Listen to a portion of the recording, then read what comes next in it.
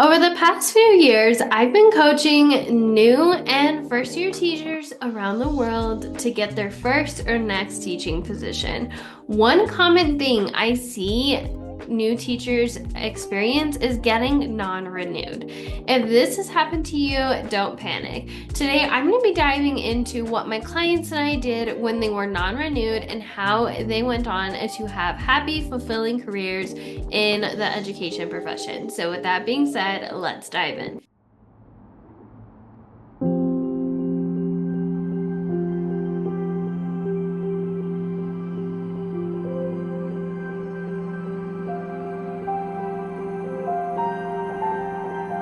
The first thing I want to tell you, if you just found out you are non-renewed, first off, just know that you are not alone.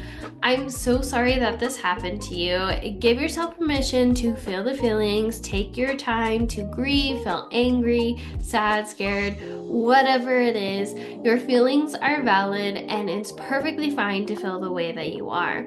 Let's talk about why it happens and why it's not always about you. So first off, a common way that I see a lot of teachers get non-renewed is due to not enough funding. You see, a lot of districts relied on COVID funding for teaching positions, and they don't have the same funding that they had back in the day for some of those positions in the last several years. So a lot of positions are getting cut, and so some districts are going based off seniority, and therefore the first teachers to go are often the newer first year teachers.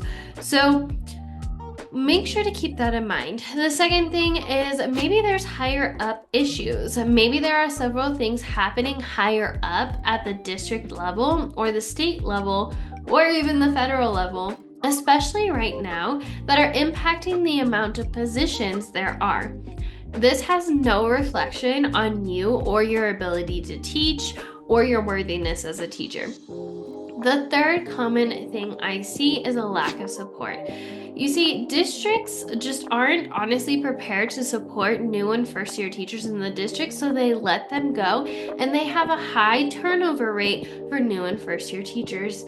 And the fourth reason why I see a lot of teachers, be non-renewed is it's just not a good fit. This has nothing to do on you or saying that you're a bad teacher. It's just not a right fit in that particular district or that particular school. This can actually be a good thing because you are able to find a district that is more aligned with you. I promise there's a district out there who's looking for you. You just have to get clear on what you want. And I want to talk about some success stories from the teachers I've coached that have been non-renewed and went on to have amazing careers. First one is a special education teacher. This special education teacher went on halfway through the year. She got notified she was being non-renewed. We worked on one-on-one. She joined my Land Your Dream Job program, and within a month later, she actually worked and received a teaching position in her dream teaching district that she actually wanted to apply to the first time around, but she was a little too nervous to. I helped her prepare for her interview, and that interview felt so easy. It felt fully aligned to her. She felt like it was natural and like it was just like having a conversation with a best friend. So she was the perfect person for the job.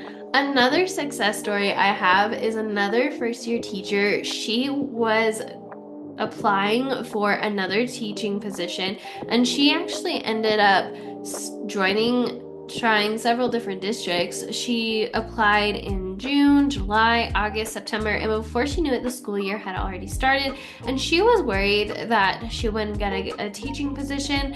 I worked with her one-on-one. She also joined my program, and then mid-year, after about a month or two into the school year, she found her dream teaching position where she feels extremely supported and valued, and she's happily still working there to this day. There's another teacher I worked with who was looking to switch districts or switch charter schools more of.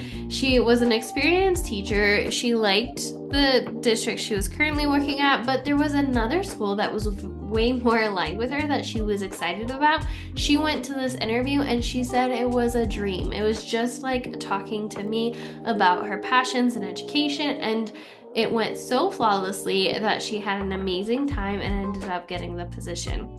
And so I'm here to tell you, if it's possible for them, it's possible for you too. Many successful teachers have been non-renewed early in their year, and you're not alone. So you might be wondering what to do next. Well, let's talk about what to say and not say during your next teacher interview or during your application. So here's what not to say during your next teacher interview.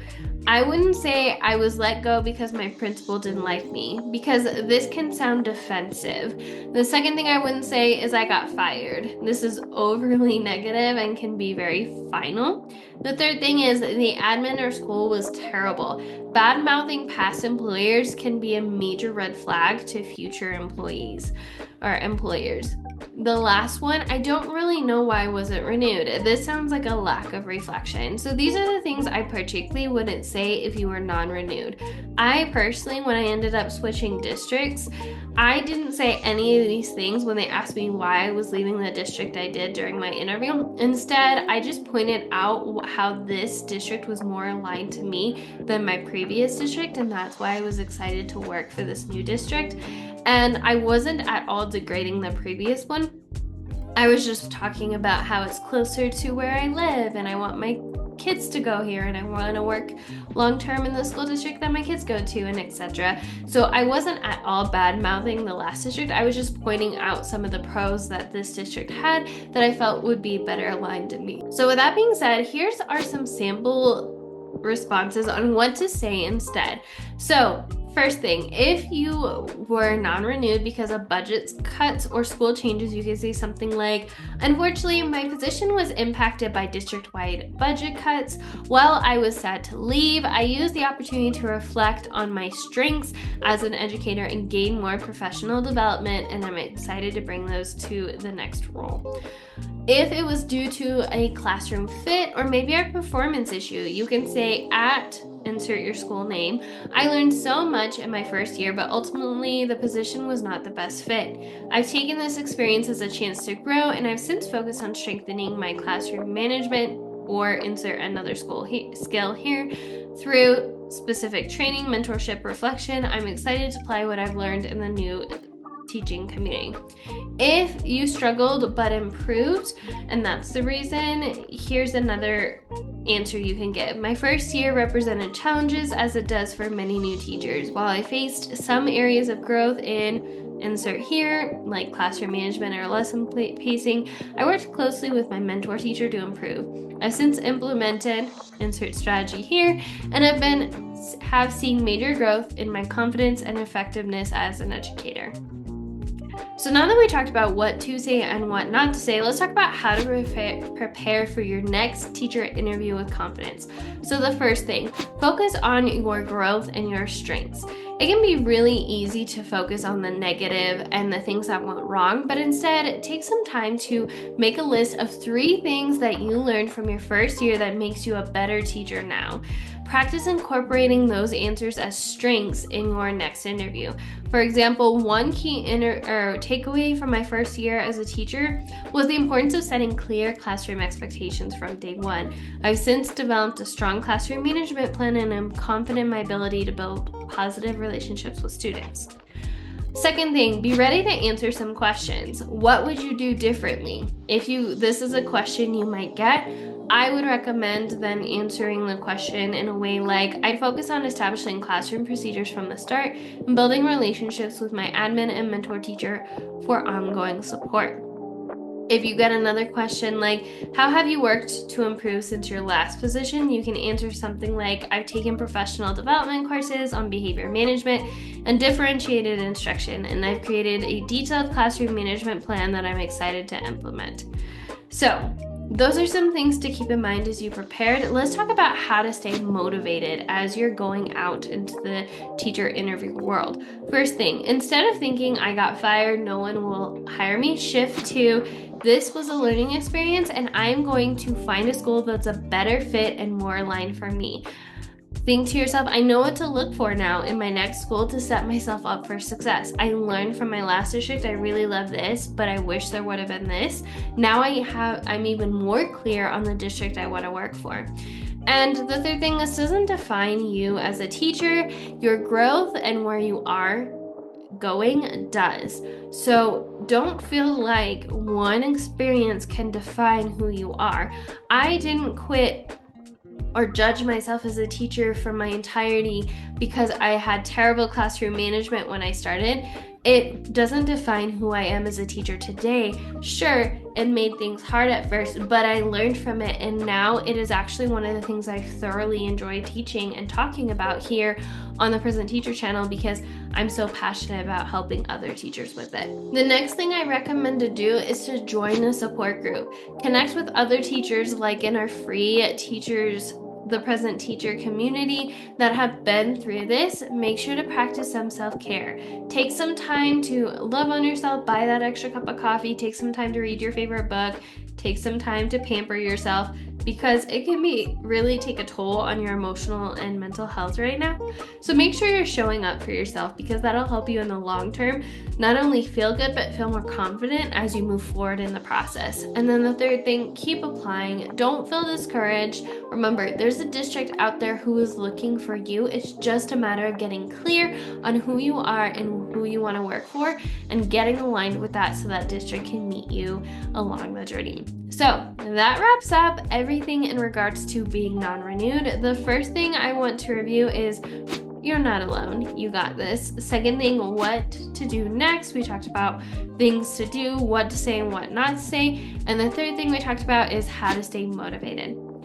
If you want to continue your teacher interview journey with me, I have a couple of different resources for you. First off, I recommend that you tune in wherever you're tuning in from. I have a ton of previous weeks of content where I talk more about the teacher interview process, so make sure to check that out. I'm at over 130, almost 140 weeks of content now, so definitely have a lot. Go check it out. The second thing is I recommend you check out the Ultimate Teacher Interview Guide. This is my guide where I dive into everything about the interview process. I took the most 10 commonly asked questions I get in regards to how to prepare for your upcoming interview, and I answered those. Then I went out and did blog posts, podcasts, and YouTube videos on them for further explanation, and I linked to them. So for example, if you want to find out what you should wear for an interview, you can go to that page, read my blip, and then if you want a further explanation, you can just click the links in that PDF and it'll send you to either the podcast or the YouTube video for a further explanation. And it does that with all the questions, which I really, really love because it puts all my content in one spot for you so you're not sifting through over 130 now weeks of content. The third thing I recommend you check out is my 3 teacher interview 3-day event. In this event, I dive into my top strategies in regards to preparing for your upcoming interview, everything from research to preparing for that upcoming interview. And the last thing, if you are wanting to work with me, whether it's one-on-one or you just want to get the strategies I share with the teachers that I coach one-on-one in regards to interviewing, I recommend that you check out Land Your Dream Job. Land Your Dream Job is my program that walks you through everything from researching districts to following up and everything in between in a single weekend. This program is supposed to be so easy to implement that you could do it in its entirety in a weekend if you wanted to. What I like about this is there's 2 different options. You can do the self-paced where you do it at your own pace. The second option is you get a one-on-one coaching call with me where we can do a mock-up interview. So after you go through the program, if you want me to coach you through a interview, we can do that and we can jump on. Some of my favorite things that I've added actually in the past year to this program after I got some feedback, I actually have a mock-up interview audio, which I absolutely love. So I ask the top 10 interview questions most teachers get asked on their interview, and I answer them. I give them sample answers, then I ask the question again, and then I leave a space for you to pause the audio and you can answer then with your answer, which I really, really love. So make sure to check that out because I feel like it's a really good resource. I wish I would have had it when I was in my interview process, but yeah, definitely check that out. All right, so that wraps up all my advice for being non-renewed. As always, remember we are stronger together, and I'll see you in the next one, teacher bestie. Bye.